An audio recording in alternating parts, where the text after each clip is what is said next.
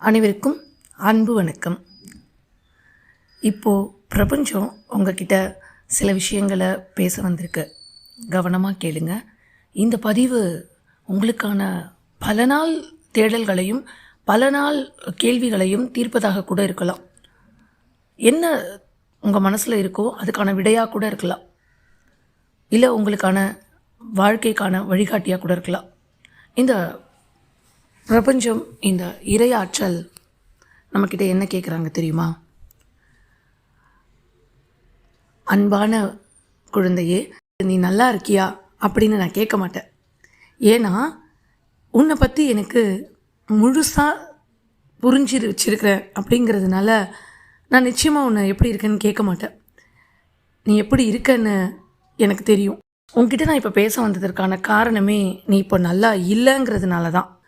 எந்த நேரமும் ஏன் ஒரு கவலையான முகத்தோடு இருக்க, சிரிக்கிறதில்ல, வெளியில் ஒரு பொய்யான போலியான சிரிப்பு சிரிச்சிட்ருக்க, யாரை பார்த்தாலும் ஏன் உனக்கு பயமாக இருக்குது?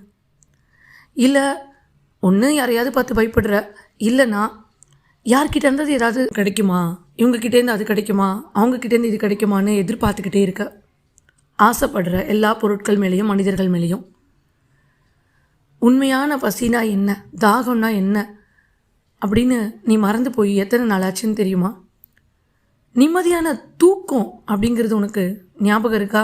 நீ எப்போ லாஸ்ட்டாக நிம்மதியாக தூங்குன? எந்த ஒரு உறவுகளோட உண்மையான அன்பும் கிடைக்காம எல்லாரையும் நிராகரிச்சிருக்க, எதுவுமே வேண்டாம் அப்படின்னு ஒரு மனநிலைமையில் நீ இருக்க. நீ சாப்பிட்ற, ஆனால் அதை உணர்ந்து நீ சாப்பிட்றதில்ல.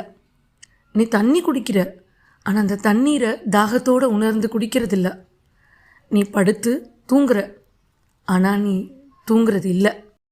எல்லாமே செய்கிற, ஆனால் எதையுமே செஞ்ச மாதிரியான அமைதியும் திருப்தியும் உன்கிட்ட இல்லை. ஒரு விஷயத்தை செய்கிறதுனா என்ன தெரியுமா?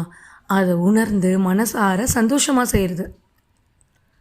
ஆனால் நீ இதெல்லாம் எதையுமே செய்கிறது இல்லையே. உனக்கு அதை எப்படி செய்யணும்னு நான் கற்றுத்தரத்துக்கு ஆசைப்படுறேன். நீ எந்த செஞ்சாலும், எந்த விஷயமாக செஞ்சாலும் அதை உன் மனசால் செய். அப்படி நீ செய்யும்பொழுது நீ சந்தோஷமாக இருப்ப. ஒரு சாப்பிட்டீன்னா, ஒரு உணவை சாப்பிட்டீன்னா அதை உணர்ந்து சந்தோஷமாக, இன்றைக்கி இந்த உணவு கிடச்சிருக்கேன்னு நிம்மதியாக சாப்பிடு. தூங்குறியா? உன்னோட மூச்சில் கவனத்தை வச்சு நிம்மதியாக தூங்கு. தூக்கம் அப்படிங்கிறதே ஒரு மரணத்தோட ஒத்திகை தானே. அப்புறம் ஏன் அந்த மரணத்தை நினச்சி ஒரு நாளும் கஷ்டப்படணும்? அது எவ்வளோ ஒரு உன்னதமான விஷயம் தெரியுமா மரணம் அப்படிங்கிறது. திடீர்னு நம்ம இறந்து போகிறோம் அப்படின்னா நம்மளால் அந்த அதிர்ச்சியை ஏற்றுக்க முடியாதுங்கிறதுக்காகத்தான் நான், அதாவது இறையாற்றல் ஆகிய நான் உனக்கு தினம் அந்த மரணத்தோட ஒத்திகையை காட்டிகிட்டே இருக்கு. ஆமாம், தினமும் நீ தூங்க போகிறல்ல, அது மரணத்தோட ஒத்திகை தானே. உனக்கு புரியணுங்கிறதுக்காக நான் கொடுத்த விஷயந்தான் மரணம் அப்படிங்கிற ஒரு விஷயம் இயற்கையானதுன்னு உனக்கு புரியணும் அப்படிங்கிறதுக்காக தான் தினம் தூக்கன்ற ஒரு விஷயம் உனக்கு மரணத்தோட ஒத்திகையாக உனக்கு காட்டப்படுது. நம்ம எல்லாருமே என்ன அப்படின்னா நம்மளோட அறிவால் பார்க்குறோம். ஒவ்வொரு விஷயமும் இதை சாப்பிட்டா என்ன சத்து கிடைக்கும், அதை பண்ணால் என்ன இது கிடைக்கும், நம்ம அறிவால் யோசிக்கிறோம். ஆனால் இந்த இறைசக்தி அந்த அறிவிற்கு அப்பாற்பட்டது. நம்ம எல்லாரும் இந்த இடத்துக்கு ஜஸ்ட்டு இந்த உலகத்துக்கு ஒரு ட்ராவல் பண்ண தான் வந்திருக்கோம். ஆனால் வந்த இடத்துல இங்கேயே இந்த இடத்து மேலே பற்றாக இருந்து நம்ம சுற்றி இருக்கிற விஷயத்து மேலே ரொம்ப ஆசைப்பட்டு அதுக்கு அடிக்ட் ஆகி அப்படியே உட்காந்துட்டோம். திரும்ப நம்ம எங்கே போனோம், வந்த இடத்துக்கே திரும்ப போகணுங்கிறத நம்ம மறந்துட்டோம். ஆனால் பிரபஞ்சமாகிய நான் உன்னை பார்த்துக்கிட்டே தான் இருக்கேன். வந்து சேர்ந்த இடத்துல நீ என்னென்னலாம் பண்ணுற அப்படிங்கிறத நான் பார்த்துக்கிட்டே தான் இருக்கேன். அதே சமயத்தில் உனக்காக நான் காத்துக்கிட்டு இருக்கேன். எல்லாத்தையும் உணர்ந்து ஆடி முடி, எல்லா விஷயத்தையும் உணர்ந்து அனுபவிச்சு வா. ஆனால் அதுக்காக நான் காத்துட்ருக்கேன். ஆனால் நீ உணரவும் மாட்டேங்கிற, முடிக்கவும் மாட்டேங்கிற அப்படின்னு தான் சொல்கிறாங்க இந்த பிரபஞ்சம். எல்லாத்து மேலேயும் ஆசைப்படுறது, எல்லாத்துக்கு மேலேயும் வாங்கிறது. எப்போ இதுலேருந்துலாம் வெளியில் வரப்போகிறோம் அப்படின்னு இந்த பிரபஞ்சம் காத்துக்கிட்டு இருக்கிறதா இந்த பிரபஞ்சமே சொல்லிக்கிட்டு இருக்குங்க. இந்த இறைசக்தி சொல்லிக்கிட்டு இருக்கு. சரி, ஓகே, எல்லாத்தையும் அனுப்பிச்சு முடிச்சுட்ட போதுமானு கேட்டால் இல்லையே, எனக்கு பத்தலையே அப்படின்னு சொல்லிட்டு இருக்கோம். எப்போ நம்ம எந்த விஷயத்தை உணர்ந்து முழுமையாக செய்கிறோமோ அதோடையே நம்மளோட வாழ்க்கையை வாழறோன்னு அர்த்தம். இணைஞ்சு எதை நம்ம உணராமல் ஏதோ செய்யணும், தினமும் செஞ்சோம், இதை நம்ம பழகிட்டோம் அப்படின்னு அடிமைப்பட்டு அந்த விஷயத்துக்கு திரும்ப திரும்ப செஞ்சிட்ருக்கோம் அப்படின்னா நம்ம கடைசி வரைக்கும் உணரவே முடியாது. இந்த பிரபஞ்சம் சொல்கிறது, உன் மனசில் இருக்கிறத நான் அப்படியே படிக்கிறேன். உன்னோட மனசில் நிறைய வாழ்க்கையை பற்றின ஆசைகள் இருக்குது. உனக்கு நிறைய அன்பும் தேவைப்படுது. அந்த அன்புக்காக நீ அன்பு செலுத்தணும்னு ஆசைப்படுற. உன் மேலே நிறைய பேர் அன்பு காட்டணும்னு ஏங்குற. இன்னும் நிறைய நாள் வாழணும்னு விரும்புகிற. அப்பாடா எங்கேயாவது நிம்மதி கிடைக்குமான்னு உன்னோட மனசு தேடுது, தவிக்குது. எல்லாவது ஒரு தடைகள் வந்தால் உன் மனசு அதை வெறுக்குது. உன்னோட மனசு எங்கேயோ மிதக்கிற மாதிரியான ஒரு பயணத்தை நோக்கி அலைஞ்சிட்டே இருக்கு. இதெல்லாம் உன்னோட மாயையான குணங்கள் தானே தவிர ஒரிஜினல் இல்லை. நான் உனக்காக காத்துக்கிட்டு இருக்கேன், பார்க்குறியா? உனக்கு ஏன் தெரியல அப்படின்னு தான் இந்த பிரபஞ்சம் கேட்குது. எல்லாவற்றுக்காகவும் காத்திருத்தல் அப்படிங்கிறது தான் இறைவன் நமக்காக செஞ்சிட்ருக்காங்க. வெயில் வரும்பொழுது எப்படா மழை வரும்னு நம்ம வெயிட் பண்ணுறோம்ல. சூறாவளி காற்றடிக்கும் போது எப்படா அந்த காற்று ஓயும்னு எதிர்பார்க்குறோம். வெயிலில் காற்று வேணும்னு நினைக்கிறோம். சூறாவளியாக வந்தால் போதும்னு நினைக்கிறோம். மழை அடி அடி நடித்தா வெயில் எப்படா வரும்னு பார்க்குறோம். இந்த மாதிரி இல்லாத விஷயத்துக்காக தான் நம்ம எப்பவுமே காத்துக்கிட்டே இருக்கோம். இதுதான் நம்மளோட குணமாக இருக்குது. எப்படி நம்ம இந்த மாதிரி காத்துக்கிட்டு இருக்கோமோ அதுபோல் இறைவனை நோக்கி நம்ம எப்போ போவோம், அந்த பிரபஞ்சத்துக்கிட்ட நம்ம எப்போ நம்ம இறையாற்றலை நோக்கி விழிப்புணர்வு கொள்ளுவோன்னு இந்த இறைசக்தியும் காத்துக்கிட்டு இருக்கு. ஸோ அதை நம்ம புரிஞ்சுக்கணும் அப்படின்னா முதல்ல நம்மளோட பதட்டம், பயம் இது எல்லாத்தையும் தூக்கி வீசணும். இந்த பிரபஞ்சம் என்ன தெரியுமா சொல்லுது, உன்னோட இந்த மனசு கஷ்டப்படுறத நினச்சி நான் ரொம்ப துடிக்கிறேன். நான் உன்னை இப்படி படைக்கவே இல்லையே, நான் உன்னை இப்படி அனுப்பவே இல்லையே, வந்த இடத்துல இப்படியெல்லாம் நீ மாட்டிக்கிட்டு கஷ்டப்படுறேன்னு அதை நினைக்கும் போது எனக்கு எவ்வளோ கஷ்டமாக இருக்குது தெரியுமா அப்படின்னு இந்த இறைசக்தி நம்மளை பார்த்து கேட்குறாங்க. யார் யாரையோ பார்த்து பயப்படுறியே, நீ பயப்படுற எல்லாரும் என்னை பார்த்து பயப்படுறாங்கன்றது உனக்கு புரியுதான்னு கேட்குறாங்க. உங்களுக்கு புரியுதா நான் சொல்கிறது?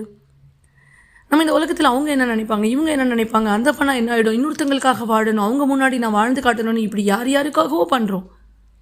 ஆனால் நம்ம யார் யாருக்காகலாம் பண்ணுறோமோ அவங்களும் ஒரு சாதாரண மனிதர்கள் தான். அவங்களுமே அந்த இறைவன் தான் படைச்சார். இறைவன் தான் இறைவனை நோக்கி தான் அவங்களும் நிற்கிறாங்க.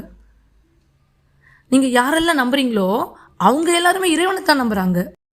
அதனால தான் இந்த இறைசக்தி நீ யாராக இருந்தாலும் சரி, எதுவாக இருந்தாலும் சரி, என்னோட குழந்தை தான், நீ என்ன பண்ணாலும் நான் உன்னை விட மாட்டேன் அப்படிங்கிறத நமக்கு திரும்ப திரும்ப புரிய வைக்கிறாங்க.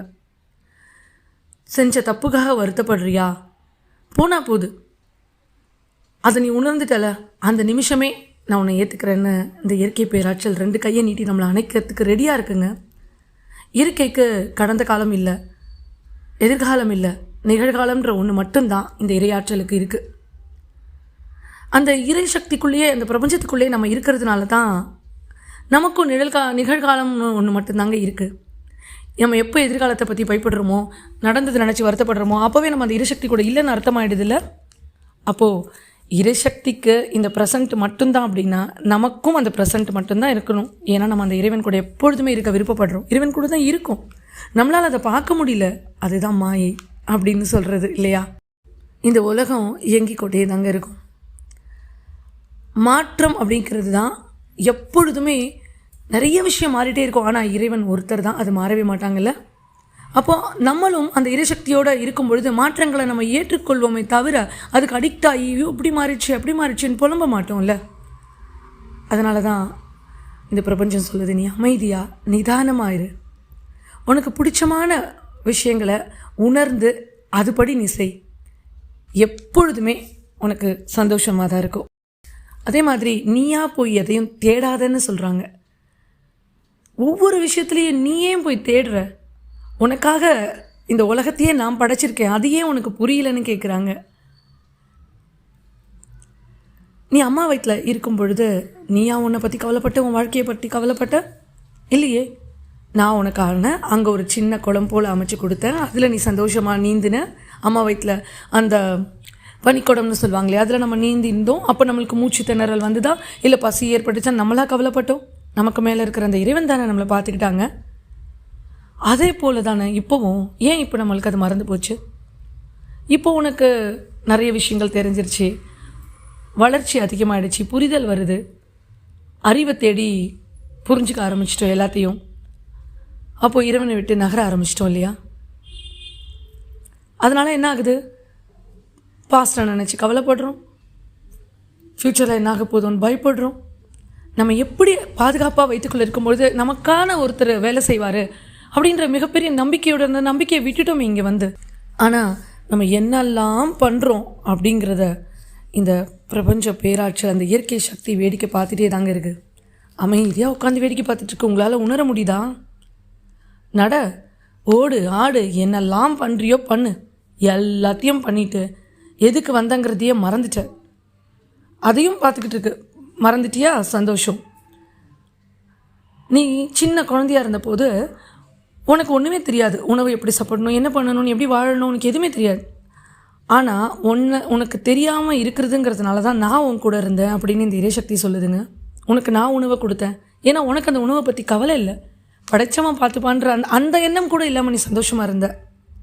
ஆனால் இப்போது ஏன் இப்படி பயத்தால் பயந்து என்ன ஆகுமோ ஏதாகுமோ இந்த மனிதர்களை கண்டு பயப்படுற, நடக்கிற விஷயங்களை பார்த்து பயப்படுற, எனக்கு உணவு கிடைக்குமா, ஏதோ ஒரு கொரோனா மாதிரியான விஷயங்கள் வரும்பொழுது எனக்கு சாப்பாடு கிடைக்குமா, பற்றாக்குறை வந்துருச்சுன்னா நான் என்ன பண்ணுவேன் அப்படின்னு உன் அறிவால் யோசிக்காத. நீ மறுபடியும் அந்த குழந்தைத்தன்மைக்கு, அந்த குழந்தைத்தன்மையான அந்த மனதை குழந்தையால் வச்சுக்கோங்கன்னு சொல்கிறாங்க. உழைக்க வேண்டாம்னு சொல்லலை, உட்காந்த இடத்துல கொடுக்கணும் வரணும்னு நம்ம கேட்கக்கூடாது. உழைக்கணும், பயப்பட வேண்டாம்னு சொல்கிறாங்க. நீ உன் கடமையை சரியாக செய்யும்போது ஏன் பயப்படுற? இன்னொருத்தங்க என்ன சொல்லுவாங்கன்னு ஏன் கவலைப்படுற? நம்ம அப்படி இன்னொருத்தங்களை நினச்சி கவலைப்படும்பொழுது இறைவன் சொல்கிறாங்க, அவங்களுக்குள்ளே நான் இருக்கேன். அவங்களுக்கு எப்படி பாடம் கொடுக்கணும், என்ன பண்ணணும்னு எனக்கு தெரியும். அவங்களையும் நான் தானே பார்த்துக்கிட்டு இருக்கேன். நீ ஏன் பயப்படுறேன்னு கேட்குறாங்க. உங்களுக்கு புரியுதா? வயிற்றுக்குள்ளே இருக்கும் பொழுது உணவு வேணும்னு கேட்கல, தண்ணி வேணும்னு கேட்கல. ஆனால் உனக்கு ஒன்று அறியாமலே அம்மா வயிற்றில் இருந்து அம்மா மூலியமாக உனக்கு உணவு கொடுத்தேன். காற்று தான் நம்மளுக்கு தேவை அப்படின்னும் போது அந்த காற்று உனக்குள்ளே அறியாமலே உனக்கு நான் கொடுத்தேன். இதெல்லாம் செஞ்சனே, நான் உன்னை உயிரோடு வச்சுருக்க, என்னெல்லாம் செய்யணுமோ அதெல்லாம் செஞ்சனே. இதெல்லாம் செஞ்சதுக்கப்புறமும் நீ ஏன் அழற? அதை பார்க்கும்போது எனக்கு கஷ்டமாக இருக்குன்னு இந்த இறையாற்றல் சொல்லுதுங்க. இதை பேச பேச உண்மையிலே என்னால் பேச முடியல. இந்த வீடியோ அவ்வளோ என்னோட வார்த்தைகளும் கண்களும் கலங்குது. வார்த்தைகள் வெளியில் வரலை. ஏன்னா அந்த இறைசக்திக்கு தெரியும், பிரபஞ்ச பேராற்றலுக்கு தெரியும் நம்மளை எப்படி கூட்டிகிட்டு போகணுன்னு. வேண்டாம், இந்த நிமிஷத்தோட எல்லா பயத்தையும் விட்டுடுங்க, எல்லா கலங்களும் விட்டுடுங்க. மனசு கலங்காதீங்க, பயப்படாதீங்க, என்னாகுமோ ஏதாகுமோ நினச்சி தவிக்காதீங்க, யாரையும் நம்பி அழாதீங்க. இறைவனுக்கு தெரியும். இறைவன் சொல்கிறாங்க, நீ யாரெல்லாம் நம்பினையோ அவங்க எல்லாரையும் எனக்கு தெரியும். அவங்களோட கடந்த காலம் என்ன, வரப்போகிற காலம் என்னங்கிறது கூட எனக்கு தெரியும். அவங்கள நினச்சி நீ ரொம்ப கவலைப்பட்டு கஷ்டப்பட்டு இன்றைக்கி நீ இப்படி செதஞ்சு போயிருக்கியே, அதையும் நான் பார்த்துக்கிட்டு தான் இருக்கேன். ஒவ்வொரு வாட்டியும் நீ அடி வாங்கும் பொழுதும், ஒவ்வொரு வாட்டியும் உன் சுய மரியாதையை இழந்து நீ மூலையில் உட்காரும் பொழுதும், ஒவ்வொரு வாட்டியும் மனசொடிஞ்சு போகும் பொழுதும் உன் கூடவே சேர்ந்து நானும் அழுதுருக்கேன்னு இந்த இறைவன் சொல்கிறாருங்க. உங்களால் உணர முடியுதா? ஏன் என்னை பார்க்கலன்னு கேட்குறாங்க. நான் அங்கே தானே இருந்தேன், நீ இல்லைன்னு நினச்சி நான் எங்கெங்கேயோ தேடுற, என் கூட வந்து உதவலையா? இறைவனே நீ இல்லையா, பிரபஞ்சமே இல்லையான்னு கேட்குறியே. நான் உன்னை தேடி உன்கிட்ட தான் வந்துக்கிட்டே இருந்தேன். ஆனால் உன்னால் என்னை பார்க்கவே முடியலையே. நான் உன் கூடவே இருக்கும்போது நீ ஏன் என்னை தேடினங்கிறதையே எனக்கு புரியலன்னு சொல்கிறாங்க இந்த இறைவன். நீ கூப்பிட்டா வந்து நிற்கக்கூடிய அம்மாவும் அப்பாவுமாவா நான் இருக்கேனேன்னு அந்த பிரபஞ்ச பேராற்றல், அந்த மெய் பொருள், அந்த பரம்பொருள் சொல்கிறது உங்களுக்கு கேட்குதா? நிச்சயமாக இந்த பதிவுக்கு அப்புறம் உங்களுக்கு புரிய ஆரம்பிச்சிருக்கோம். உங்களுக்கு என்ன வேணுங்கிறத அந்த பரம்பொருள் அறியும்.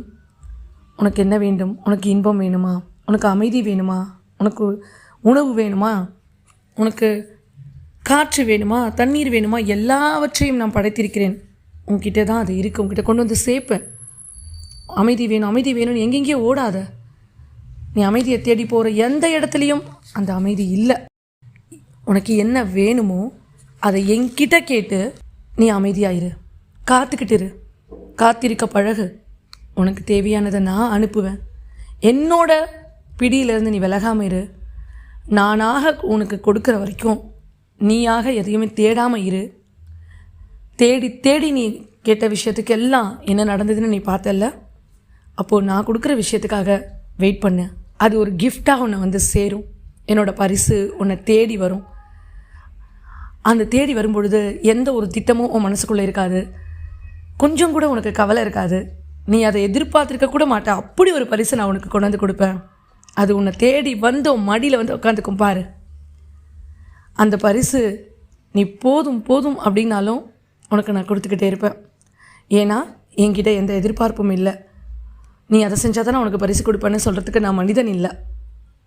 என்னோடய பரிசு எல்லாமே முழுமை அடைஞ்சவை. அது எல்லாமே என்னோடய அன்பால் உனக்கு வர்றது அப்படின்னு இந்த இறைவன் சொல்லியிருக்காங்க. உங்களுக்கு புரிஞ்சிருக்கும்னு நினைக்கிறேன். இதுக்கு மேலே நான் அந்த இறைசக்தியை பற்றி நான் உணர்ந்ததை சொன்னேன். நீங்களும் இதிலேருந்து உங்களுக்கு உணர முடிஞ்சுது அப்படின்னா நிச்சயமாக எனக்கு ரொம்ப சந்தோஷமாக இருக்கும். மீண்டும் ஒரு நல்ல பதிவில் உங்களை சந்திக்கும் வரை நன்றி.